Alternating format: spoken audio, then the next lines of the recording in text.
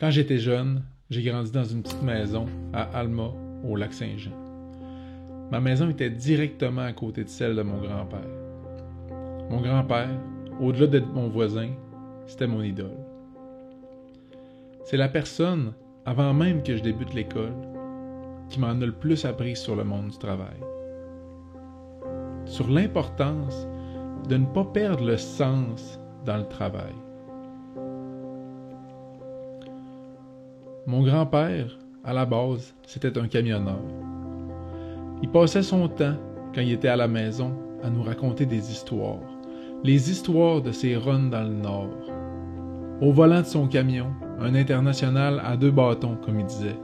C'était un vieux truck avec 2 bras de vitesse. Un vrai truck, il nous disait. Dans mes yeux d'enfant, j'ai vu mon grand-père travailler énormément, mais toujours avec un sourire d'en face.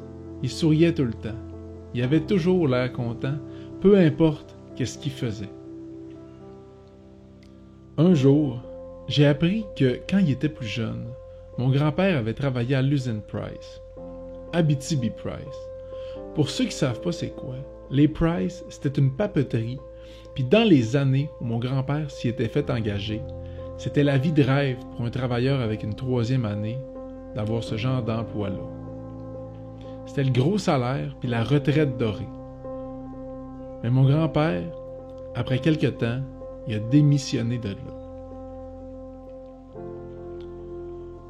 À un moment donné, je devais avoir aux alentours de 10 ou 12 ans. J'ai demandé à mon grand-père pourquoi il avait quitté les Price. Pourquoi il avait renoncé à cette job-là, à la chance qu'il avait d'avoir une belle vie puis une belle retraite. À cet âge-là, je comprenais que les parents de mes amis qui travaillaient là-bas, ils avaient l'air d'avoir bien de l'argent, puis mes amis, eux autres, ils avaient des méchants beaux baissés. Je me disais que j'aurais peut-être bien pu avoir tout ça moi aussi, si mon grand-père avait continué de travailler là-bas, juste un petit peu plus longtemps. C'est à ce moment-là que mon grand-père, sans même le savoir, m'a partagé l'une des plus grandes leçons que j'ai pu apprendre dans ma vie. Il a répondu à ma question en disant « Viens-t'en ici, mon petit casse-couilla, m'a t'expliquer ça. » Il nous appelait de même, c'était nos petits noms affectifs. Puis c'est là qu'il m'a dit « Parce que Francis, j'aimais mieux être pauvre puis heureux que riche puis prisonnier de cette usine-là. » Pauvre, mais heureux. Mon grand-père savait qu'il choisissait un chemin un peu plus difficile au niveau financier, au niveau de la reconnaissance sociale, puis qu'il devrait probablement, le plus clair de son temps, se retrouver loin de sa femme puis de ses enfants pour travailler.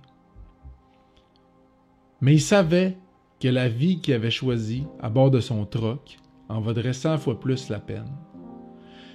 Il savait que le bonheur aurait toujours le premier plan dans sa vie, que le bonheur puis les aventures mémorables qu'il vivrait à bord de son truck auraient toujours une valeur plus grande au bout de sa vie qu'un peu plus d'argent dans son compte de banque.